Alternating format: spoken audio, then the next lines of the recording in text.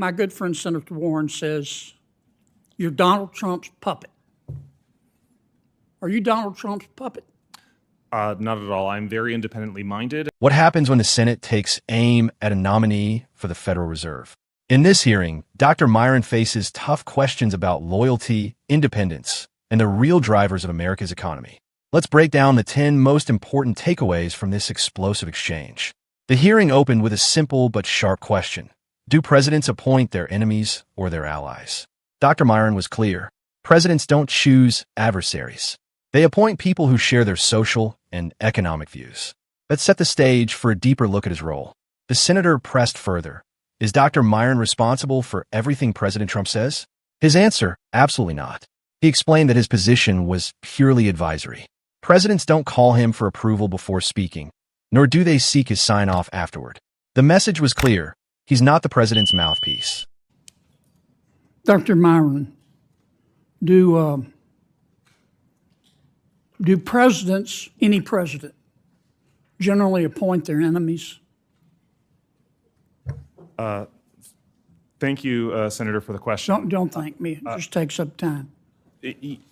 I believe that when they nominate them, Do they generally appoint their enemies? they don't believe they are when they're when they're making. Do presidents, any president, generally appoint people that they agree with on social and economic policy? I believe that presidents appoint people whose That's a policies, yes, isn't it? Yes. Because we live in the real world, don't we? Yes. Are you personally responsible for everything President Trump says? No, my role as the chairman of the Before President Trump says something as President of the United States, does he call you up and say, Stephen, I'm about to say this and I want your approval? Does he do that? Never. And after the president says something, does he call you up and say, Stephen, was that okay? Are you okay with this? Nope. I have an advisory role. Okay. Now, sometimes intelligent adults, reasonable people disagree. Is that true? Very often. Is it part of your job description when you disagree with something the president says to call a press conference and say, he's wrong about this and let me explain to you why? Is that part of your job description? Not as CH. Is that part of the job description of any aide that you know of to President Biden? No. How about for President Obama? No. How about for President Clinton? No. We don't live in La La Land, do we? Do we? No. Now, monetary policy is important, and the Fed is in charge of it. But monetary policy is not the only thing that's important. Fiscal policy is important, isn't it? Fiscal policy is extremely important. And I don't care how low the Federal Reserve lowers interest rates. If the United States Congress is profligate in its spending, if it spends money like it's pond water, if it runs up $37 trillion in debt, and deficit spends to the tune of 7% every year, that also has an impact on employment and economic growth and inflation, does it not?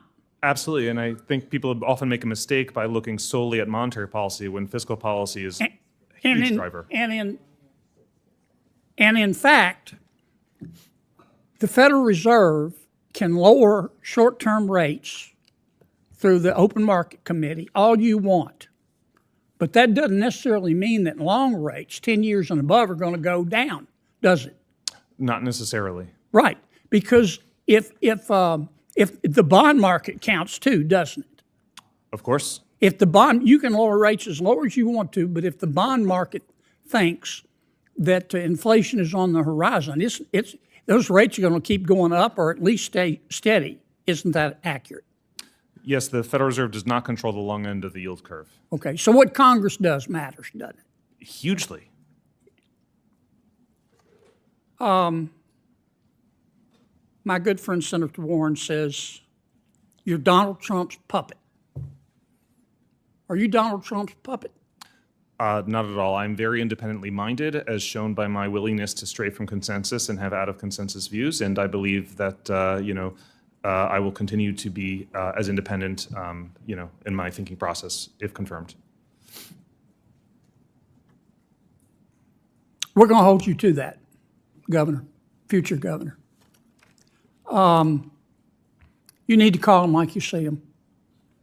There's nothing wrong with politicians in Washington offering their opinions. You can't stop them.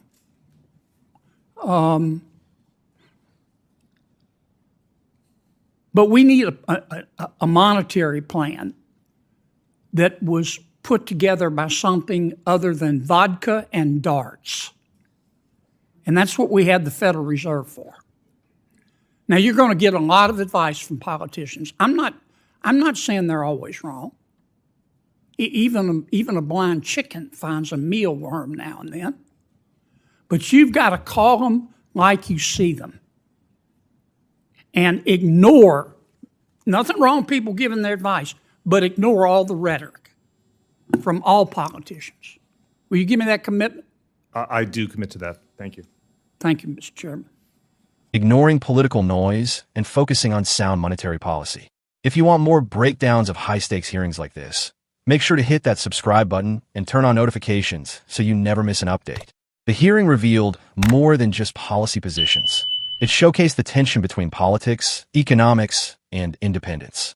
Dr. Myron defended himself as a thinker, not a puppet, someone committed to calling the economy as he sees it. In an era of debt, inflation, and political pressure, that independence may be more important than ever.